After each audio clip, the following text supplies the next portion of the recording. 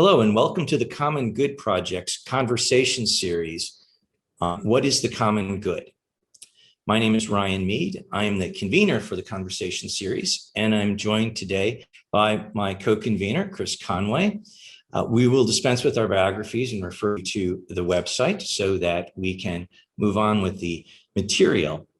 We are very pleased to have as our guest scholar today one of the most distinguished lawyers in the United Kingdom, the Right Honorable the Baroness Kennedy of the Shaws.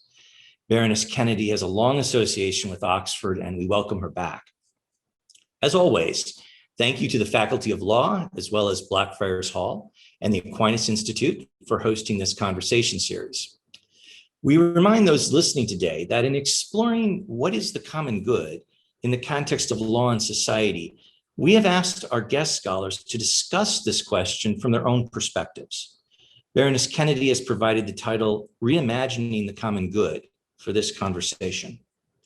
Chris, would you please do the introductions? Today, our guest scholar is Baroness Helena Kennedy, QC.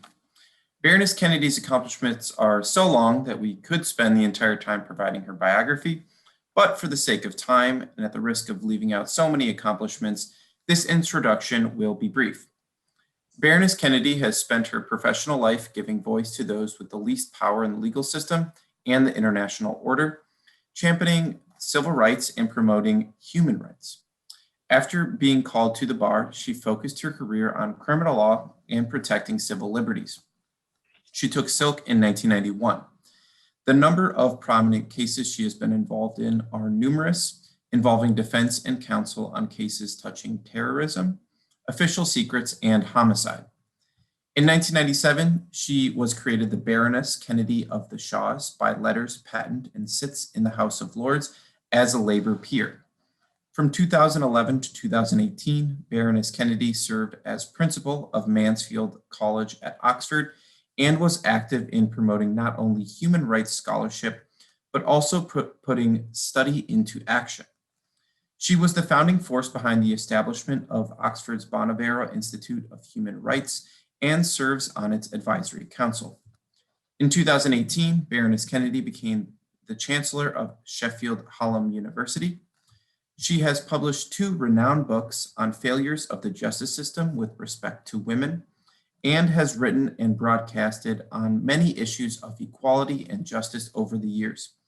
Currently, she has taken on the role of Director of the International Bar Association's Human Rights Institute. Welcome, Baroness Kennedy. Thank you so much, Chris. Thank you for joining us today, Baroness Kennedy. I mentioned earlier that you're one of the most distinguished lawyers in Britain, but I should probably amend that to one of the most distinguished lawyers in the world. Your work has been not only here in the UK, but is increasingly global, particularly with the new role that you have with the Human Rights Institute. My sense is this will figure into your remarks, but to start with, and with the wonderful title of Reimagining the Common Good, I will simply ask, what is the common good? Well, it's a term that, in fact, I have over the years turned to quite frequently, because I think that if you have the grand ambition of creating the good society, and all of us, I would imagine, want to live in a society that is good, and it's not Pollyannish to desire a society that is ethical, that has a sense of grand aspiration with regard to equity, justice, peace, and some of the grand things that we want in our world. And so for me, achieving the good society relies upon that concept of the common good. And that involves the creation of a society which allows and enables people as groups and as individuals to thrive and to reach their fulfillment. I think it has to involve a recognition of our common humanity, and it also requires mutual respect, and that's not always easy. And I think that it is really about securing the best interests and the well-being of our citizens. And so the common good for me is something that we should have in mind just now. Here we are, we've had a pandemic, and it has put that concept of the common good very much into the public square, because we've had to think about ways in which we helped people survive this. We saw losses of life. We had government inventing financial mechanisms in order to sustain people through this period when they couldn't work, when they were forced to remain at home, when they sacrificed much of their own liberty so that they didn't have freedom of association, where they were expected to stay indoors much of the time and away from public spaces. And so the sacrifices that were made for the common good, because we knew that the pandemic was going to be reaching people irrespective of wealth or of their position in society. Although to a large extent, as we know, those who are most vulnerable almost always, when ill faces us, is often the most disadvantaged who suffer most. But it was what was so interesting, and certainly it was interesting here in the United Kingdom, but we saw it in other parts of the world, other nations, that the way in which not only did government have to find ways of sustaining businesses, but individuals, furloughing people, giving them some sort of resource to survive, but also prohibiting landlords, for example, from evicting tenants, protecting people's mortgages, and there were a whole wealth, certainly here in the United Kingdom, of mechanisms introduced to protect people, and it was greeted with a great welcome by the general population. Most people felt that was the right thing to do, but what we also saw certainly was a way in which there was great compassion for those who were losing members of their family. There was a great celebration of key workers, public service workers, people who were keeping the buses and the transport systems working so that nurses and doctors could get to the hospitals. We had the people who were working inside our healthcare systems and inside care homes.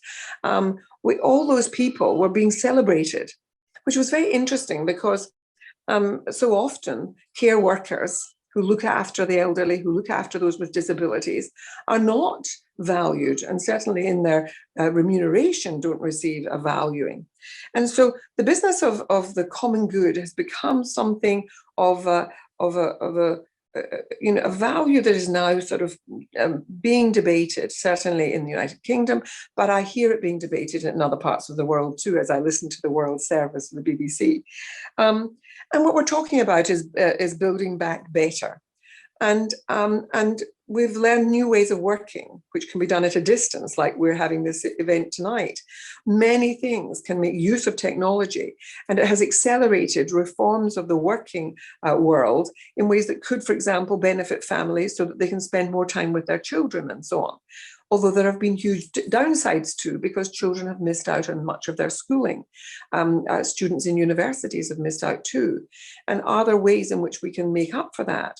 So the building back better idea is going to, I think, call upon us to reach out for this idea, this concept of the common good. Now, for my part, the business of reimagining the common good involves a number of different things.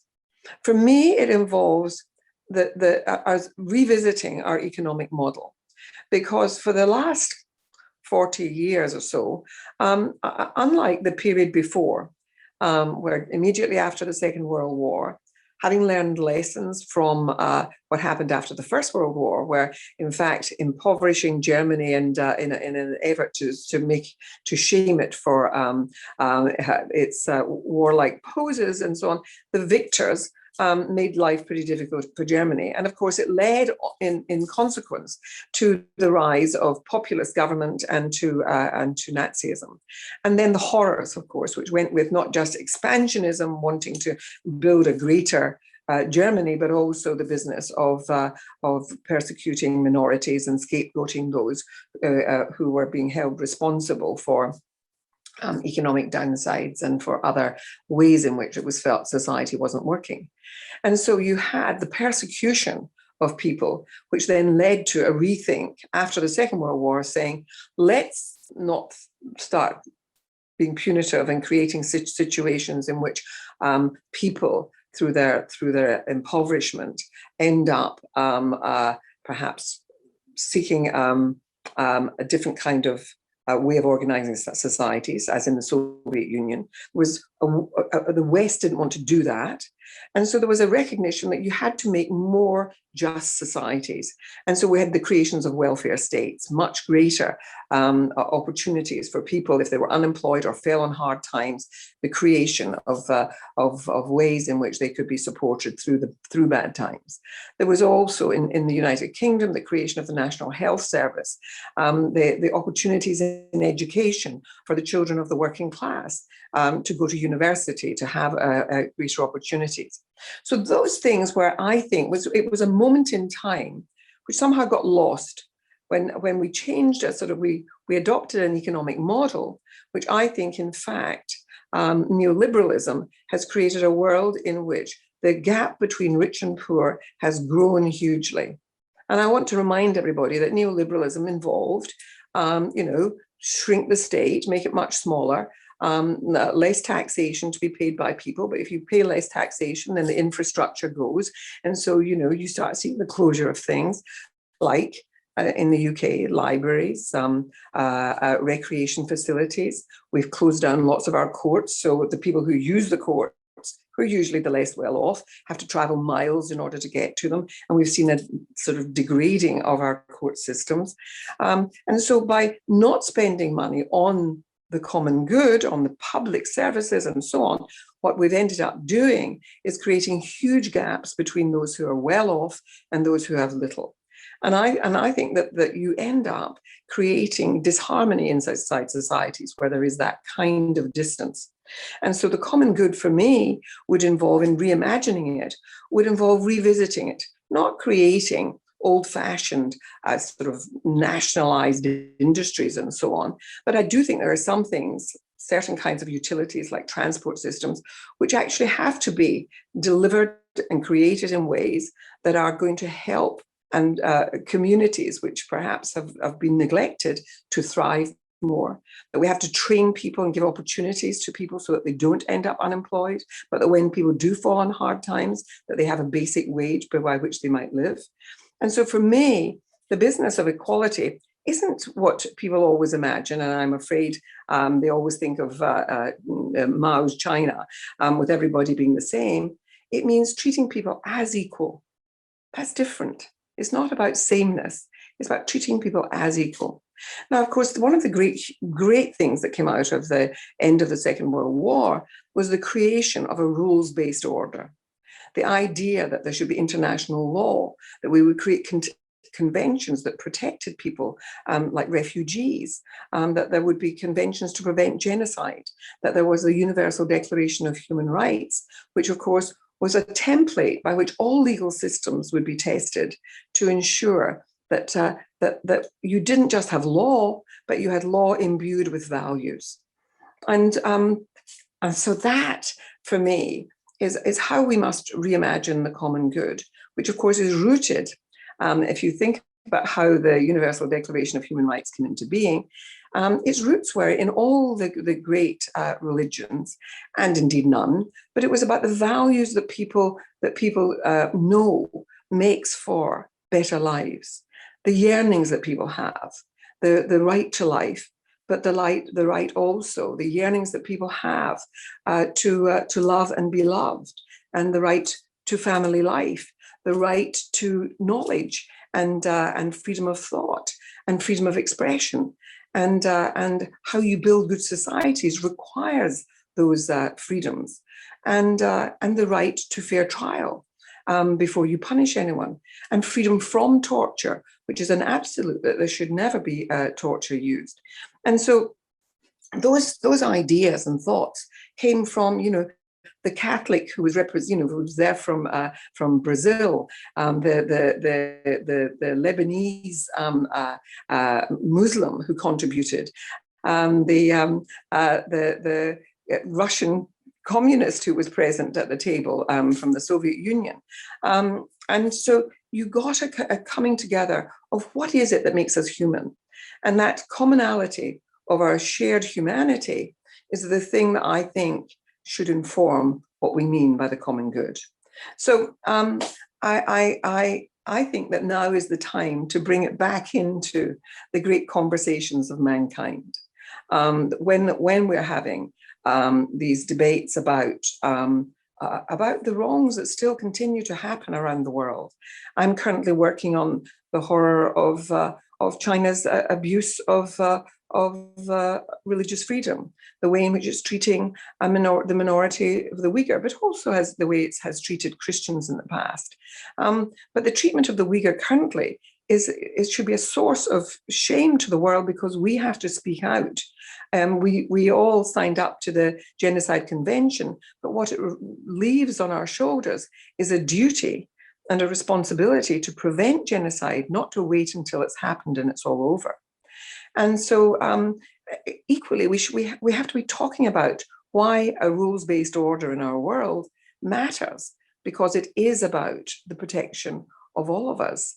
And so it's not to disrespect different types of law, but it's to recognize that there has to be some sort of value system that informs how law is lived out in our world. Baroness Kennedy, that's wonderful. And a few comments. First, I believe our first guest scholar who has put this in a historical context of the past century. As you noted, the end of the First World War was a flexible point, and things happened, which we all know what came about. And then the end of the Second World War, another flexible point, where it does seem, I think, as you described, perhaps two streams, both the welfare state, but ultimately neoliberalism winning out. And it has been a common theme, I think, with our guest scholars, that neoliberalism has struck at the notion of community. It's made it harder for some people to think about the common good as we're somewhat isolated, and a bit of hard to discuss about values. So your point, as I understand it, of this, we're now at an age or at a moment in time where we're at another flexible point. And we need to think very seriously about it. What you describe also, the common good, strikes me as rooted in much of your work on human rights, as well as you listed the rights. So it's fair to say it seems as your concept of human rights and the common good goes hand in hand with this notion of revisiting value. I like your expression of there being a flexible point. I think those opportunities come at particular times historically, and I do think that that moment at the end of the Second World War gave a shock to the world system, and I do think knowing what happened in Belsen and Auschwitz, and knowing that could happen, not because of some sort of wild expression of inhumanity, but actually as a highly considered and planned and orchestrated set of horrors by people who were cultured and civilized, and it was engineers and scientists and lawyers and judges and doctors, as well as generals and military personnel. So those events taught us the capacity for inhumanity and reminded us of our responsibilities one to the other. And one of the things that always is important to me is that at the end of the Second World War, of course, there were the Nuremberg trials, and one of those trials, of course, involved judges, where lawyers and judges were put on trial, but judges were put on trial, And of course, their defense was we were really administering the law that Parliament had passed. And they were found guilty.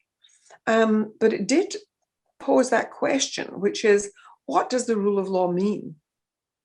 And for too many, I mean, I've visited China. I'm no longer going to be able to because I've just been put on a sanctions list by the Chinese because of my criticism of their abuses of human rights. But China, when I've gone there and gone there as a lawyer and taken part in legal initiatives, China very proudly says, of course, we have the rule of law. But by that, they mean that they pass laws and people are expected to obey them. That there isn't that imbuing of values into what the rule of law means, what due process actually means. And for me now, in the contemporary world, I suppose I would invoke someone like Lord Bingham, who was the president of our highest courts in the United Kingdom, when he took the view, which I follow, which is that in the contemporary world, respect for human rights is part of that, of what the rule of law means in our contemporary world. It's not enough just to pass laws. And so, for example, what's happening in Hong Kong just now, again, is an affront to the rule of law. And so it's causing great disquiet amongst lawyers and judges.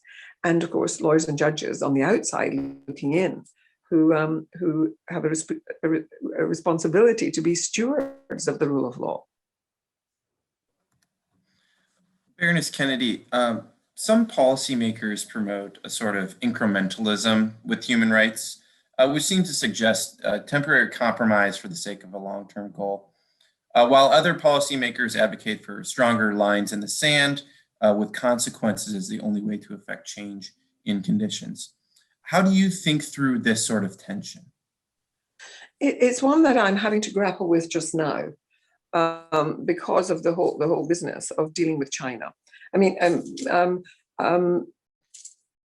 as a lawyer in the criminal courts, as I was for many, many years before I became the head of the College to Oxford, and then now returning and doing international law, moral issues come up frequently, and the points at which you have to be prepared to make concessions in ways that you wouldn't feel that you wanted to. And I know that governments often are forced to do those things. Now, the economic well-being of a nation requires, of course, in a globalized world, trading. And so people want to be trading with other nations, and it brings great benefits to us. And you know, the quality of our life might improve by some of the commodities that come from other countries. China, of course, is a supplier of many different things now. The place where the Uyghur, this minority community who are Muslims, the place where they live is Xinjiang province, which is a great textile area, grows wonderful cotton. And so many of the garments that we all wear are produced there, and certainly from the cotton that's produced there. But there are many other commodities that come from there, and of course, some of those things that make our cell phones work come from from China. So trading with China is very important. Here we are talking about climate change, and China is the biggest provider of solar panels in the world. I would say, why aren't we producing them here in the UK? But we want to trade with China, but in the conversations we had and in the negotiations with China, we have to be saying, if you want to be our trading partner, you have to be conforming to this rules-based order, which I think is about a common good, where we have to set certain rules, which is that you don't feel that you can claim sovereignty. What we do inside our own country is none of your business, when it means that you're actually visiting gross crimes against humanity on people. I mean, what's happening in Xinjiang province is that women are being forcibly sterilized. I mean, I've heard the women give evidence. You know, I've met with them where there's been coercion into abortions because people are being told they're having too large families. The men being taken to re-education camps, but where they're tortured and beaten, where there are disappearances, where boy children are being taken off to sort of boarding schools where they're basically being made to forget their religion, forget their culture, their language, and in fact to despise the things that their parents brought them up to believe. I mean, there's something so horrifying about all of that. The forced labor. There's concern about the misuse of organs. Taking them without consent. So the full panoply of terrible human rights abuses, destroying mosques, destroying burial grounds where people's forebears were buried. So those things reach into the very hearts of people, destroying something about their identity and who they are. And we have a duty as we can't be bystanders. And when we look back on what happened in Nazi Germany, we wouldn't have said, oh, listen, there are people in camps, but we want to do trading with Mr. Hitler. So let's not bother to do anything about that and just keep quiet about it. So I think that we do learn as human beings, surely. And one of the things is that I'm urging my government to say, if it can be shown that threshold has been met, which means that serious crimes against humanity and possibly genocide is being committed, you have a duty to prevent it, and you cannot trade with people then while that's going on. And I think that's a problem. That's hard. That's a hard one to make because, you know, we want to trade with the world, and we want to trade with one of the biggest and most powerful nations in the world. But of course, we can't bring China before the courts because it has a veto, because it sits on the Security Council, and it has a reservation on the Genocide Convention. That means it's put in a thing of saying we are not going to be covered by this. And it also never signed up to the Rome Treaty for the International Criminal Court for individuals to be brought there. So there is no court, although the stance of countries often is, certainly the UK government's position is for a court to decide whether a genocide is taking place. Well, I tried to invent with Lord Alton. We put an amendment into the trade bill to see whether our own courts couldn't decide that, our own high court, but we didn't get anywhere because we were outvoted by the great majority that the government has. Baroness Kennedy, your passion for these topics is remarkable, and I commend you for the work that you've done. And we're running short on time, so I will just ask one more question. The notion of the common good seems to be beginning a bit of a revival, as we've discussed today, and we see this very acutely with our students. Baroness Kennedy, you've had a distinguished career at the bar as Queen's Counsel. You are a legislator in one of the most powerful countries in the history of the world, and an international advocate for a more just social order. To close, what is your advice to students studying law or aspiring to be barristers or solicitors and want to use their career to promote the common good? Well, you know, I always say when I'm speaking to young lawyers or potential lawyers, is that find an area of law that works for you, and sometimes it happens by accident. But the truth is, we can all be human rights lawyers. I mean, of course, just now, I mean, you know, in my practice, I was a criminal lawyer who did many cases that involved civil liberties issues and essentially human rights issues. And I'm now doing work around what's happening in Belarus and the terrible things that are happening there. I'm doing some work on where we're doing distant trial watching in Myanmar. So we're dealing with. I was a person who went to Turkey and heard the horrible tapes of Khashoggi, Jamal Khashoggi, the journalist, being murdered inside that consulate. So you know, my work just now is if anything is evidence to the horrors that need to be addressed, then they're there. But all of us can be human rights lawyers. It's about bringing the values of human rights and respect for people into our work, making sure that we're not enabling bad stuff. You know, I mean, you can be a perfectly good and ethical and committed human rights person as a commercial lawyer, because you can be dealing with clients and saying you cannot have supply chains where people are being exploited or trafficked or people are being abused in their workplace. And so there are ways in which you as a lawyer can bring those values to everything that you do, whether you're an immigration lawyer, whether you're a commercial lawyer doing mergers and acquisitions. It's about how you do your lawyering. And so I say to every one of them, anybody who's coming into the law, it's about the values that we bring to our lawyering and to our professionalism. And that is the thing that I have loved in my life in the law. And I've never regretted for a minute. And when people say to me, you're in the legislature and you've also been in the academic world and so on. Yes, but the main thing is I'm a lawyer. Well, I can't imagine ending on a better note than those last remarks, Baroness Kennedy. Thank you so much. It has been an honor to spend this time with you, and we greatly appreciate your thoughts on the common good. Thank you very much. It was lovely. So thank you. It was a great pleasure. And I wish you all luck. Thank you.